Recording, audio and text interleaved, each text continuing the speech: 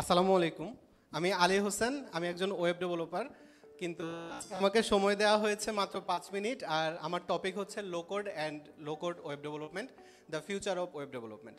আমাদের যখনই কোনো একটা ওয়েবসাইট বানাতে হয় তখন আমাদের মাথায় কয়েকটা স্টেপ থাকে এবং এই স্টেপগুলো ফলো করে আমরা একটা ওয়েবসাইট ডেভেলপ করি। এবং একটা ওয়েবসাইট ডেভেলপের যখন আমাদের কাছে রিকোয়ারমেন্ট আসার সাথে সাথেই আমরা সেটাতে কোড করতে বসে যাই না। সেখানে কয়েকটা স্টেপ থাকে, এর মধ্যে প্রথম যে স্টেপটা থাকে সেটা হচ্ছে অ্যাওয়ারনেস। আমরা কিভাবে ওয়েবসাইটটাকে বানাবো, ক্লায়েন্টের থেকে পুরোপুরি রিকোয়ারমেন্ট নিতে হয় আমাদের। এবং যখন আমরা ক্লায়েন্টের থেকে পুরোপুরি রিকোয়ারমেন্ট নেই এবং ক্লায়েন্টের কী কী রিকোয়ারমেন্ট আছে সেটা আমরা জানি, এরপর আমরা সেই কনসেপ্টটাকে পাঠিয়ে দেই আমাদের ডিজাইনার টিমের কাছে। তারা হচ্ছে ডিজাইন করবে এবং এই ডিজাইন অংশের মধ্যে তাদের যখন ডিজাইনটা কমপ্লিট হয় ক্লায়েন্টের রিকোয়ারমেন্ট অনুযায়ী, তখন আমাদের ইউআই এবং ইউএক্সটা ফিক্স করে নিতে হয়। কারণ একটা ওয়েবসাইটের ইউআই ইউএক্সের উপরে অনেক কিছু নির্ভর করে এবং বেশিরভাগ ক্ষেত্রেই যখন কেউ একটা ওয়েবসাইট বানায় তখন সেই ওয়েবসাইটের মধ্যে কিছু না কিছু বিজনেস টার্গেট থাকে তাদের। তো সেই বিজনেস টার্গেটটা যদি ফুলফিল করার টার্গেট থাকে সেক্ষেত্রে তাদের অবশ্যই ইউআই এবং ইউএক্সের জোর দিতে হয় এবং এটাকে ফিক্স করতে হয়। ডিজাইনার টিম এটা করে এবং ইউআই ইউএক্স টিম এই কাজটা করে। এর পরের অংশে গিয়ে আমরা ডেভেলপমেন্ট নিয়ে কথা বলি এবং ওয়েবসাইটটা কিভাবে ডেভেলপমেন্ট হবে এটা নিয়ে আমরা প্ল্যান করি। একই সাথে ওয়েবসাইটের কী টেকনোলজি আমরা ব্যবহার করব সেটা নিয়ে কথা বলি। এখানে যে নিচের যে ডটটা দেখতে পাচ্ছেন, ডিজাইন টেকনোলজি, আজকের মূল টপিকটা হচ্ছে সেটা, কিন্তু তার আগে আমরা একটু সামনে যাব। তো যখন আমাদের ডিজাইন টেকনোলজি আমরা কিভাবে ডেভেলপ করব এটা কনফিগার করা হয় বা প্ল্যান করা হয়, এরপরে চলে যায় আমাদের এটা কন্টেন্ট রাইটিং যে সেকশন থাকে তাদের কাছে এবং তারা ওয়েবসাইটের জন্য পারফেক্ট কন্টেন্ট রেডি করে, ইমেজ, গ্রাফিক্স, ভিডিও যা যা প্রয়োজন হয় এগুলো তারা রেডি করে। যখন সব রেডি হয়ে যায় এরপরে আমরা একদম লাস্ট স্টেজে চলে যাই, যেখানে আমরা ডিস্ট্রিবিউশনে যাই, যেখানে এসিও থাকে বা যত রকম মার্কেটিং থাকে সেটা থাকে। তো এই মোটামুটি 5টা স্টেজে যখন আমাদের কাছে কোনো একটা ওয়েবসাইট বানানোর জন্য আসে তখন আমরা সেটা প্ল্যান করি। এখন যখন আমাদের একটা ওয়েবসাইট বানাতে হয় বা একটা ওয়েবসাইট বিল্ড করার কথা মাথায় আসে, তখন মোটামুটি ওভারঅল ফুল ইন্ডাস্ট্রিতেই 3 রকমের ওয়েবসাইট বানানো হয়। এর মধ্যে প্রথম যেটা সেটা হচ্ছে প্রোকোডার বিডি না, হ্যাঁ, প্রোকোড, যেখানে আমরা একদম লাইন বাই লাইন কোড লিখি এবং আমরা একটা ওয়েবসাইট কোডিং করে বানাই এবং সেখানে আমাদের একটা প্ল্যান থাকে যে আমরা কোড করে করে ফুল ওয়েবসাইট ডেভেলপ করব।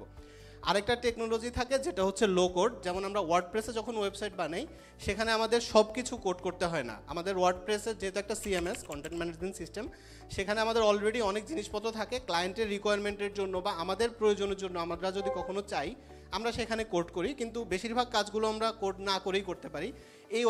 এই টাইপের ওয়েবসাইটগুলোকে আমরা বলি হচ্ছে লো কোড। আরেকটা ওয়েবসাইট টেকনোলজি আছে যেটা হচ্ছে নো কোড, মানে এখানে আপনাকে কোনো কোডই লিখতে হবে না। আপনি জাস্ট ওয়েবসাইটের জন্য ড্রাগ অ্যান্ড ড্রপ বিল্ডার থাকবে, আপনার জন্য এলিমেন্ট থাকবে, আপনি সেই এলিমেন্টগুলোর উপর ডিসাইড করেই ওয়েবসাইট বানিয়ে ফেলতে পারবেন। তো আমাদের ওই যে আগের স্টেজ, আমি আপনাকে একটু আগে যে স্টেজে গিয়েছিলাম পুরনো স্টেজ, সেখানে আমরা ডেভেলপমেন্ট স্টেজে এটাই চিন্তা করি ক্লায়েন্টের রিকোয়ারমেন্ট অনুযায়ী আমরা ওয়েবসাইটটাকে কীভাবে বানাবো, প্রো কোডে বানাবো, নো কোডে বানাবো নাকি লো কোডে বানাবো, এটা আমাদের এখানে প্ল্যান থাকে। তো যখন আমাদের ইন্ডাস্ট্রিতে ডিজাইনিংটা চলে আসে এবং আমাদের টার্গেট হয়ে যায় যে হ্যাঁ আমরা এই ওয়েবসাইটটা লো কোডে বানাবো নাকি নো কোডে বানাবো, এগুলো নিয়ে আমাদের ডিসিশন হয়ে যায় এবং এরপরে আমরা সেভাবে ওয়েবসাইটটা বানাই। তো এখন যেটা ব্যাপার সেটা হচ্ছে কেন এখন লো কোড এবং নো কোডটা এত বেশি পপুলার।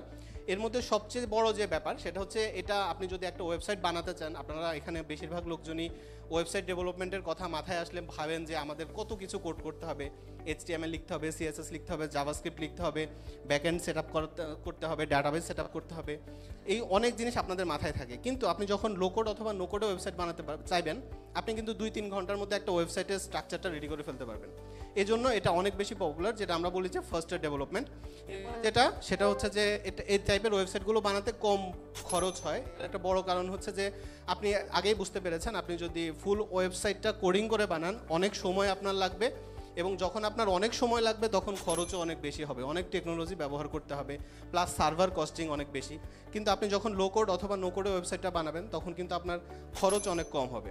এরপরে সেটা হচ্ছে যে আপনার স্কিল গ্যাপটা অনেক কমে যায়। এটার একটা বড় কারণ কি, কারণ হচ্ছে যে যখনই আপনি একটা কোড করে একটা ওয়েবসাইট বানাবেন সেটা আপনি যখন ক্লায়েন্টকে দিবেন, ক্লায়েন্টকে দেওয়ার পর ক্লায়েন্টেরও কিছু চাহিদা থাকে যে আমি এটাকে এভাবে মডিফাই করতে চাই, আমি এই ফিচার অ্যাড করতে চাই। যে কাজটা আপনি যদি লো কোড অথবা নো কোডে করেন তাকে বোঝানোটা অনেক সহজ হবে। আবার আরেকটা ব্যাপার আছে, সেটা হচ্ছে যে যখনই আপনি চাইবেন যে নিজে একটা ওয়েবসাইট বানাতে, এখন আপনার হয়তো আপনি একটা ওয়েবসাইট বানাতে চাচ্ছেন খুব দ্রুত, এই জন্য এই সময় আপনি যদি বলেন আমি এখন পুরো জার্নিটা শিখবো, এটা কিন্তু আপনার জন্য অনেক কঠিন। কিন্তু আপনি যদি চান যে লো কোড অথবা নো কোডে বানাতে, আপনি 2 ঘন্টা 3 ঘন্টা সময় দিলেই যে কোনো একটা প্ল্যাটফর্ম শিখে ফেলতে পারবেন এবং সেটার উপর ডিপেন্ড করে আপনি একটা ওয়েবসাইট রান করে ফেলতে পারবেন। যে কারণে আমরা বলছি যে লো কোড অথবা নো কোডে যদি আপনি ওয়েবসাইট বানাতে চান, এটা খুব দ্রুত আপনি বানাতে পারবেন। এবং এই টাইপের ওয়েবসাইটগুলো মোটামুটি সবার জন্য বানানো হয়। একটা নন টেকি পার্সনকেও আপনি যদি ওয়ার্ডপ্রেসের ড্যাশবোর্ড দিয়ে বলেন যে আপনি এভাবে এভাবে এগুলো আপডেট করবেন, বা আপনি যদি ওয়েব ফ্লোর ইন্টারফেসটা দিয়ে দেন, তারা কিন্তু খুব সহজেই সেটা করে ফেলতে পারবে। যে কারণে এই ধরনের লো কোড ডেভেলপমেন্টটা এটা সবার জন্য। তো এই লো কোড ডেভেলপমেন্টে আমাদের প্রফেশনাল ডেভেলপারদের আসলে কী কী অপরচুনিটি আছে, তো এখানে যেটা সবচেয়ে বড় অপরচুনিটি, 3টা অপরচুনিটির কথা আমি এখানে বলবো। এর মধ্যে প্রথম যেটা, সেটা হচ্ছে আমরা যখন আমাদের কোম্পানিতে আমরা যখন কোনো একটা ক্লায়েন্টের রিকোয়ারমেন্ট নিয়ে কাজ করি, অনেক সময় হয় যে তার যে চাহিদা, এই চাহিদাটা আমরা লো কোড অথবা নো কোড প্ল্যাটফর্মগুলো দিয়ে করে ফেলতে পারি। যেমন লো কোডের মধ্যে আমি ওয়ার্ডপ্রেসের কথা বলেছি, আর নো কোডের মধ্যে আমি বলতে পারি ওয়েব ফ্লোর কথা। তো এই ধরনের প্ল্যাটফর্মগুলো আমরা যখন ক্লায়েন্টের জন্য প্ল্যান করি, এই সময় আমাদের যেটা হয়, আমাদের খুব কম সময় লাগে ওয়েবসাইটটা ডেভেলপ করতে। তার প্রফিটেবিলিটির জন্য অন্য জিনিসগুলোতে আমরা বেশি মনোযোগ দিতে পারি যখন হচ্ছে আমরা লো কোড অথবা নো কোড প্ল্যাটফর্মগুলো ব্যবহার করি। এর বাইরে আমরা কমপ্লেক্স যে টাস্কগুলো আছে সেগুলোতে বেশি ফোকাস করতে পারি, যেটা আমি একটু আগে বললাম। আরেকটা ব্যাপার হচ্ছে যে কোলাবোরেশনের সুযোগ সুবিধা থাকে যখন আপনি লো কোড অথবা নো কোডের দিকে যাবেন। কিন্তু সব কিছুরই যেমন ভালো দিক থাকে, খারাপ দিকও থাকে। আপনারা অনেকেই হয়তো ভাববেন যে তাহলে আমাদের এত কোডিং শিখে লাভ কি, আমরা তো সব ওয়েবসাইট লো কোড অথবা নো কোডে বানিয়ে ফেলতে পারি। ইভেন গার্টনারের একদম রিসেন্ট 2024-এর যে স্ট্যাটিস্টিক্স ছিল, সেখানে দেখলাম 65% ওয়েবসাইট লো কোড অথবা নো কোডে বানানো হয়, জাস্ট 35% ওয়েবসাইট কোডিং করে বানানো হয়। তো আপনি জাস্ট একটু চিন্তা করেন, আপনি যে কোডিং শিখছেন সেই টাইপের ওয়েবসাইটগুলো 35%, বেশিরভাগ ওয়েবসাইট স্টিল ইন 2024 লো কোডে অথবা নো কোডে বানানো হয়। কিন্তু এটারও কিছু চ্যালেঞ্জ আছে। চ্যালেঞ্জগুলো কি? ফার্স্ট যেটা চ্যালেঞ্জ, সেটা হচ্ছে স্কেলেবিলিটি ইস্যু। এটা খুব বড় একটা ইস্যু। ধরেন আপনি একটা ওয়েবসাইট রান করে ফেলেছেন ওয়ার্ডপ্রেসে, এবং আপনি ওয়েবসাইটটাকে অনেক বড় করে ফেলেছেন। আমি একটা উদাহরণ দিতে পারি, সেটা হচ্ছে 10 মিনিট স্কুলের কথা আপনারা অনেকেই চেনেন। 10 মিনিট স্কুল কিন্তু প্রথমে কি দিয়ে শুরু করেছে জানি না, কিন্তু তারা একটা বড় সময় ধরে তাদের ওয়েবসাইটটা রান করেছে ওয়ার্ডপ্রেসে। এরপর যখন দেখলো যে আমাদের ওয়ার্ডপ্রেস ওয়েবসাইটে অনেক কন্টেন্ট, অনেক কোর্স, আমরা এটাকে আরও বড় করতে চাই, তখন দেখা গেল তাদের ওয়েবসাইটে অনেক ইস্যু চলে আসছে।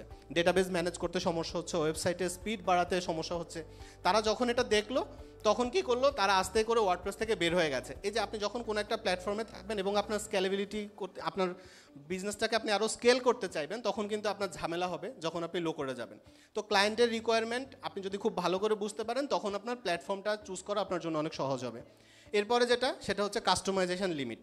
ধরেন আপনি ওয়েব ফ্লো দিয়ে একটা ওয়েবসাইট বানাতে চান, সেখানে ওয়েব ফ্লো থেকে আপনাকে যে টুলগুলো দেওয়া হয়েছে, এগুলোর উপর ডিপেন্ড করে আপনাকে ওয়েবসাইট বানাতে হবে। আপনি যদি কাস্টম কিছু করতে চান, সেটা আপনার জন্য অনেক পেইন হয়ে যাবে। তো লো কোডের এটা একটা বড় সমস্যা। এরপরে যেটা, সেটা হচ্ছে যে ভেন্ডরের লক ইন হয়ে যাওয়া। যেমন ধরেন আপনি যদি ওয়েব ফ্লো দিয়ে কোনো একটা ওয়েবসাইট বানান, আপনাকে কিন্তু তাদের থেকেই আপনার প্যাকেজ নিতে হবে, ডোমেইন এবং হোস্টিংয়ের প্যাকেজটা। এরপর আপনি যদি চান যে না আমি এটা অন্য কোনো প্ল্যাটফর্মে যাব, সেটা আপনার জন্য একটু টাফ হবে, আপনাকে হয়তো কাস্টমভাবে আবার সেটা তৈরি করতে হবে। তো এই ধরনের ভেন্ডরের উপর আপনি লকড হয়ে যাবেন যদি আপনি লো কোডগুলো ব্যবহার করেন। এরপরে যেটা, সিকিউরিটি কনসার্ন।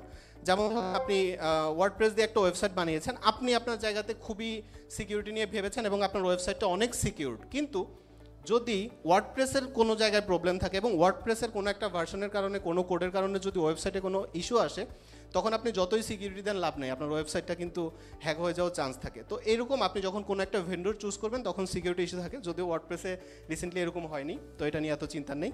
তো ফিউচার যে ট্রেন্ডগুলো, এগুলো নিয়ে আমি খুব সংক্ষেপে বলবো, কারণ আমাকে অলরেডি বলছে যে আমাদের সময় শেষ। তো আপনি যদি ফিউচারে আপনার ওয়েবসাইট বানাতে চান, আপনি সবসময় এটুকুম চিন্তা করতে পারেন যে আমি জাস্ট একটা ওয়েবসাইট বানাতে গেলেই যে ট্রেডিশনালি কোডিং করে ওয়েবসাইট বানাবো, এরকম না। আপনার হাতে কিন্তু লো কোড অপরচুনিটি আছে, এবং লো কোড নিয়ে আপনি আরও চিন্তা করতে পারেন। এটা নিয়ে আপনার ক্যারিয়ার ডেভেলপের চিন্তা করতে পারেন। আপনি যদি ফ্রিল্যান্সিং করতে চান বা রিমোট জব করতে চান, লো কোডের কিন্তু বিশাল বড় মার্কেট। আপনি ফাইবার, আপওয়ার্ক সার্চ করতে পারেন, অথবা relocate.me সার্চ করতে পারেন, glassdoor.com সার্চ করতে পারেন, indeed.com সার্চ করতে পারেন, লিঙ্কডইন জব সার্চ করতে পারেন। আপনি এসব জায়গায় গেলে দেখবেন অ্যাভেলেবেল জব আছে এবং ভালো একটা ফিউচার আছে লো কোড অথবা নো কোডের জন্য। আরও একটা মজার ব্যাপার, এটা লার্নিং কার্ভটা অনেক সহজ, আপনি খুব সহজেই এটা শিখে ফেলতে পারবেন। তো আজকে আমার যে সেশনটা ছিল, আমি খুব দ্রুত বলেছি, আমি জানি না আপনাদের কাছে আসলে এটা কতটা হেল্পফুল হয়েছে।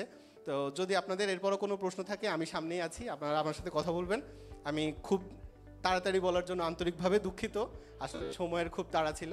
আপনাদের সবাইকে অসংখ্য ধন্যবাদ, আমার জন্য দোয়া করবেন। আসসালামু আলাইকুম।